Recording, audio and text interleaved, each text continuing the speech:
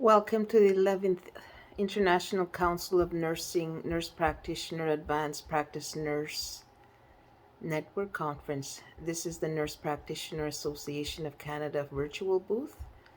My name is Angela Spence-Bedard and I'm the NPAC Communications Director. This is the second video. The first video I shared some of my northern nursing realities. I also briefly highlighted the recent National Conference on Anti-Indigenous Racism in Healthcare. In this video, I'll briefly talk about the specific recommendations made by the 2015 Truth and Reconciliation Commission report. I'll call it the TRC, and how these recommendations can impact nurse practitioners working in the north, in the nursing stations, health centers, and long-term care homes. In 2015, the TRC Commission presented 94 calls to action, which would help move Canada towards reconciliation. And since then, there has been a concerted effort to move forward all the actions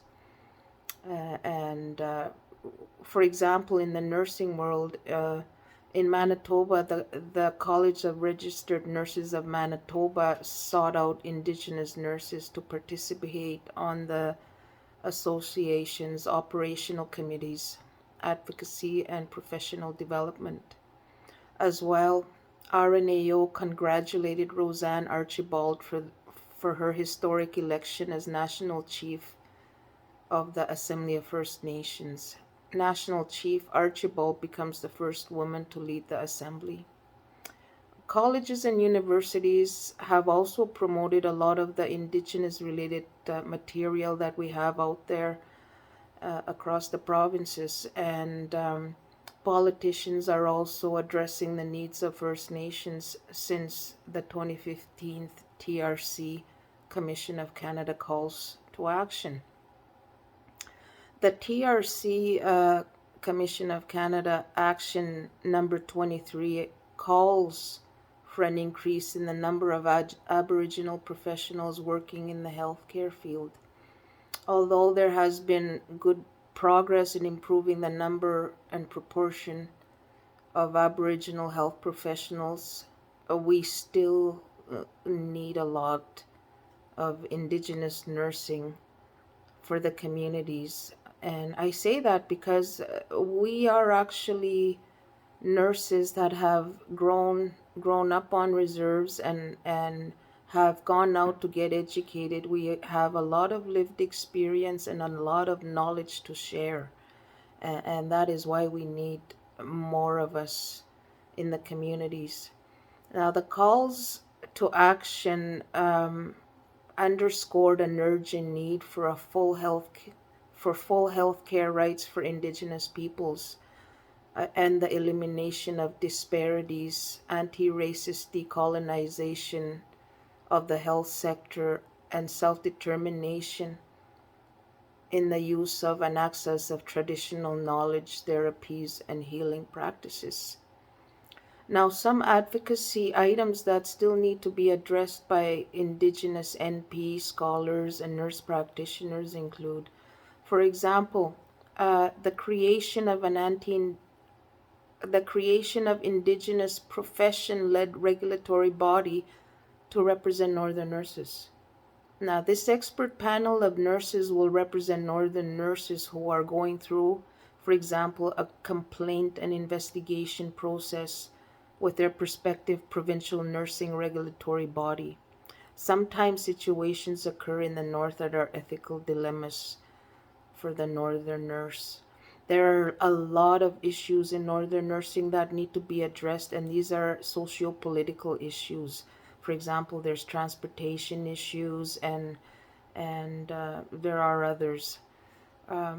Also, I think it should also be noted that the Northern nurse has a lot of dilemmas that they have to go through. So it would be good if we had an addition revision of the nursing ethical considerations as it relates to how we can uphold culturally safe care for First Nations, Inuit, and Metis people. We have a lot of work to do.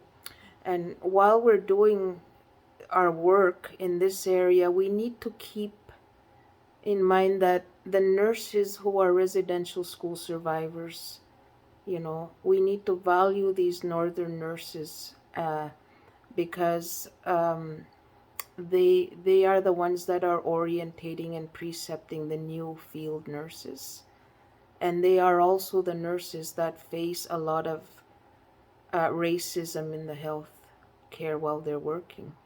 We need to be mindful and respectful of the nurses that are out there that are working hard for the communities, and use their knowledge.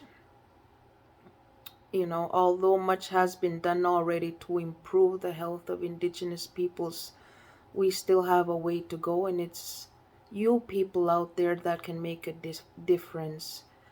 That's why we say we have a wider reach and bigger impact for this conference.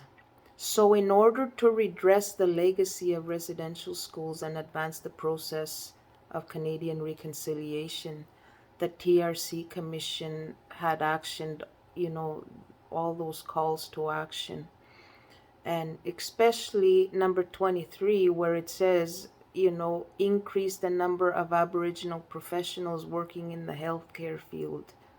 Ensure the retention of Aboriginal healthcare providers in Aboriginal communities. Provide cultural competency training for all healthcare providers. These are the things that have been rolled out recently with the most recent dialogue on anti-Indigenous racism in healthcare. There is a new document that'll be rolled out shortly. I have included it in this virtual booth, so please feel free to look at it.